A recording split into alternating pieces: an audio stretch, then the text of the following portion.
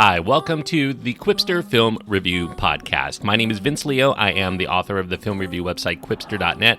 I invite you to check out over 4,000 of my written reviews. You can read there anytime. Quipster.net is where to go, QWIPSTER.net. While you're there, I do encourage you to check out my other podcast. It's called Around the World in 80s Movies, obviously covering films of the 1980s, and you can check them all out. I've got over 100 reviews, at least at the time of this recording. You can check out anytime. You just go to quipster.net and you'll find the link. Today I'm going to be looking at a film that is getting some Oscar buzz. It is called Bombshell. It is a film that features some pretty notable actors here. Charlize Theron, Nicole Kidman, and Margot Robbie are the main stars. John Lithgow also appears in a sizable supporting role. It's an R-rated film. It does have sexual material and language throughout. The runtime is an hour and 48 minutes. In addition to those stars, Kate McKinnon, Mark Duplass, Connie Britton, Allison Janney, and Malcolm McDowell are also in the film. The director is Jay Roach, and the screenplay credited to Charles Randolph. Now, Bombshell is a somewhat loose recounting of the toxic and cultish and highly sexist atmosphere that permeated Fox News under the tenure of its CEO, Roger Ailes. Most of the events that take place in Bombshell occur in the year 2016 or so, during the middle of the presidential race that would culminate in Donald Trump's election.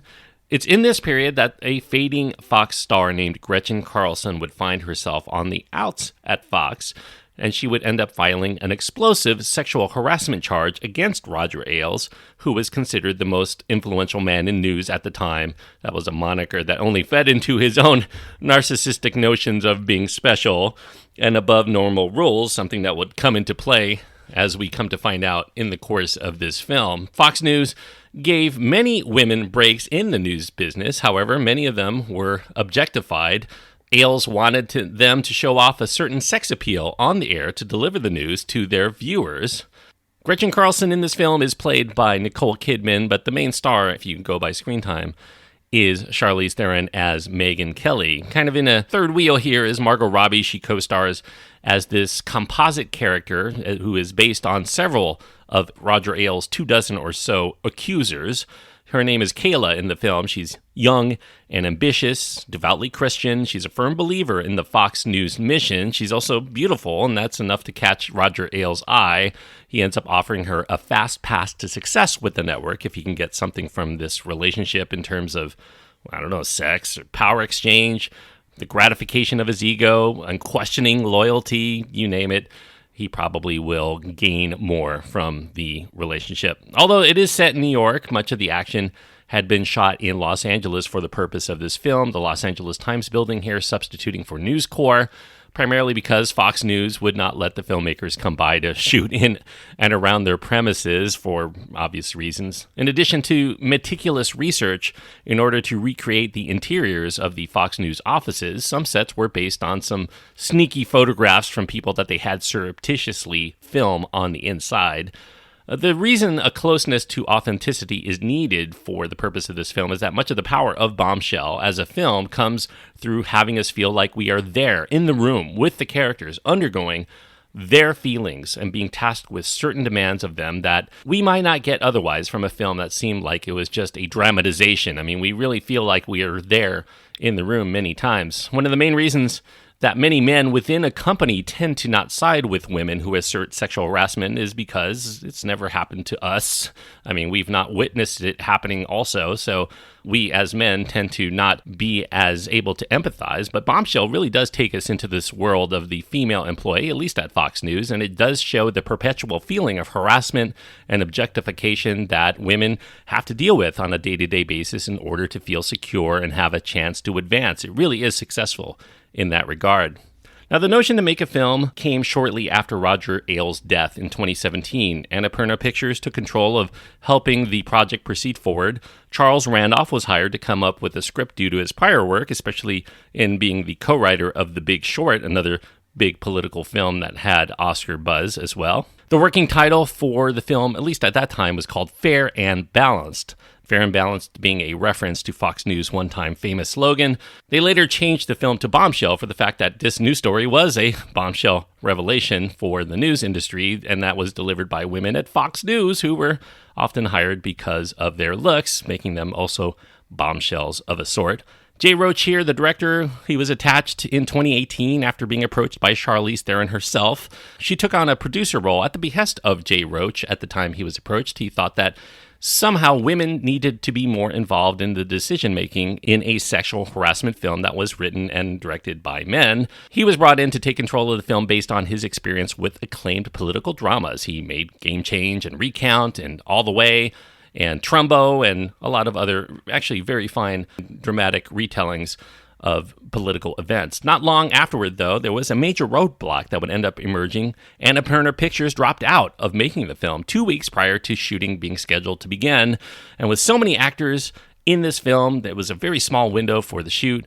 This ended up with the producers having to scramble to see if they could find a studio that was willing to pick up the financing to see it to completion, and several major studios did pass on it until Charlize Theron ended up pulling some strings with those she had worked with in the past, namely Bronze Studios, who signed on 2 days later, and Lionsgate stepped in to take on the distribution. So all ended up being well in the end. Although the film starts off by breaking the fourth wall, very similar to The Big Short in that regard, Bombshell does not stay in snarky mode throughout the rest of the film. Jay Roach here picks his spots as to when he thinks things should be stylized, and even then he sticks with using classic techniques, montage, and musical interludes to try to accentuate the tone and the tempo instead of trying to go for meta moments to engage directly with the audience in an inauthentic way. I think it's much more relatable to audiences to see what the women go through here than the nature of The Big Short, which was much more about economics that most people don't fully grasp. Although Roger Ailes' story of narcissism and how he corrupted those who came close to his orbit of power will be said to be kind of, in its own way, an indictment against Donald Trump, the film really does not go full bore in that direction. Although Trump does factor into the story because it's hard to avoid him. His relationship with Roger Ailes and the channel, as well as Megyn Kelly's struggles at Fox, come directly from challenging Trump at one of the televised debates due to his degrading comments about women. He gets taken up to the task, and in response, after the debate, Donald Trump actually did come after Kelly for it on Twitter, and ironically calling her a bimbo and a lightweight. And in a CNN interview, he also made vague and indirect references to her possibly menstruating. I mean, the quote was, "You could see there was blood coming out of her eyes, blood coming out of her wherever." He attributed that to being part of the reason why she seemed angry with him at the time. Now, with actual public figures, Jay Roach and Charles Randolph decided to take an approach of trying to depict events as they actually happened or would likely have occurred behind the scenes, given what we know about these public figures, rather than try to shape the narrative artificially to drive home the main themes. So Bombshell, it was filmed in about 5.5 weeks. It required about 230 scenes and around 100 speaking parts in the film. So quite a big project. Some of that had to be winnowed out to help the film get down to an economical 108 minutes runtime. And despite all of that, Jay Roach does end up slowing down the film when he should. He adds some silence into the world of fast-paced news, and people don't interact while they're in the elevator, and that makes the silence somewhat deafening at the time. And there are appropriate times where he lets us feel the weight when the film calls for it. There's a tense scene between Kayla, played by Margot Robbie, and Roger Ailes, played by John Lithgow, in which he becomes insistent that she reveal more of her legs, and then a little more and a little more. Jay Roach does not let us in the audience off the hook during this scene, although Ailes ends up doing much worse that we don't see. Thankfully, we don't see that, and that only furthers the disturbing nature of this power interplay, given how revolting that we find just on how he crosses the line in that one scene. The level of discomfort during the scenes of sexual harassment and the bewildering vantage point of the non-supportive environment in the workplace is as palpable as I've seen in any film of this type. Now, adding 2.5 hours of additional makeup chair time to start every day, Charlize Theron suggested the use of prosthetics and makeup to make her look almost exactly like Megyn Kelly, despite the fact that Charlize Theron does, she kind of resembles Megyn Kelly quite a bit, enough to pass without having to do anything, but she adopts Megyn Kelly's accent and her demeanor, as well as her looks here. She thought that those prosthetics, that makeup, would help her to disappear into the character if she looked into the mirror and saw Megyn Kelly there instead of Charlize Theron playing Megyn Kelly, especially in that distinctive nose and those cheekbones that she has. For the film, they worked with twice-retired makeup artist Kazuhiro, who had won an Academy Award for Best Makeup and Hairstyling in 2018 for his phenomenal work on Darkest Hour. He did the fat suit for Gary Oldman quite convincingly in that film. Lithgow also gets a fat suit to wear here. Lithgow did not want the prosthetics. He felt the opposite way that Charlize Theron did, and he thought that they would get in the way of his performance. However, they let him try it on, and once he saw that he would look wholly different without changing the way that he might express himself facially, he ended up getting sold on the idea, including wearing this lightweight fat suit constructed by four-time Oscar-winning costume designer Colleen Atwood. To the women alone with him, or Roger Ailes ends up being a monster, but that side of him is not shown to every woman, and he can be generous, he can be benevolent, and even a hero in their corner at times. He's not shown as being a complete monster in this film. Even Megyn Kelly appreciated Roger Ailes as an ally at times, even though she was still definitely leery of his monstrous advancements that made her very aware of who she was dealing with at all times. Now, as in many companies where sexual predators end up making big decisions for the company, women don't view each other as friends so much as the competition. They are rivals for promotions. They even feel more compelled to give in to the demands of those men who may be harassing them, knowing that if they don't, others will, and those others might actually get the job that they deserve. This is something that makes Bombshell prove to be a resonant film for women who might be currently working under such conditions, or maybe have in the past.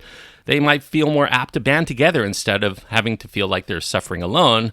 And people who run companies will watch this film and think maybe they should clean house to make sure that things like this don't continue before they end up having to pay out millions to the victims. And not only to the victims, but to the disgraced CEOs or other bigwigs in the company that they have to force to leave for their violations that do harm to their brand. It's kind of an expensive proposition to deal with. Now, part of the crossover appeal of Bombshell will likely come from the fact that Megyn Kelly and Gretchen Carlson and these other women who were improperly treated are not feminists. They're not even liberal. In fact, the demographics of white women in the United States, they picked Trump to be president over a white woman like them, despite all of his reported womanizing. So white women were with Trump despite all of his foibles in that department. And yet these women, despite the fact that they were not feminist and not liberal, they ended up suing because they experienced treatment toward them that they considered being wrong and illegal and should not be legal. A man like Roger Ailes only viewed women's place in his company as far as how their sex appeal could translate to television ratings. He wanted skirt lines to go up. He wanted hair and makeup to be applied always in a very flattering way, and the bodies of his female on-air talent to be shapely. No surprise that his eye toward viewing his female staff as sexually desirable would also mean that he also looked at them that way when they were not on the television cameras, and he found great power in getting them to show even more just for him in his personal office. Now, on a couple of occasions, the women who are in the middle of contemplating whether they want to come forward with harassment allegations, they end up looking at their own daughters to try to determine whether perpetuating the toxicity of sexist work environments is worth the loss of career in the here and now to make it perhaps a better future for the world of girls and women tomorrow. It's that choice of throwing away one's career in the moment, reputation, loss of money. Is that worth doing what's right in denying someone's sexual favors or otherwise, something that's very much in the headlines today, whether you're looking at favors being done from Washington, D.C. to nearly every major corporation? I mean, it doesn't always have to be sexual. There is power interplays all over the place, and whether that's right or fair, that's something that the country is struggling with at this very moment. Now, Bombshell succeeds as a powerful look into the oppressive environment that women have had to deal with in many companies around the world in a way that few films have touched upon, and that's what leaves, I think, the most lasting impression in the end. There may be certain scenes that are uneven here and there. There's some story angles that might seem unfocused, or perhaps even some characters that might be deemed unnecessary, especially the use of characters that don't actually exist in real life, but I guess you could argue that those are necessary to show us what it might have been like behind the closed doors of Roger Ailes' office. I guess it's powerful in that way.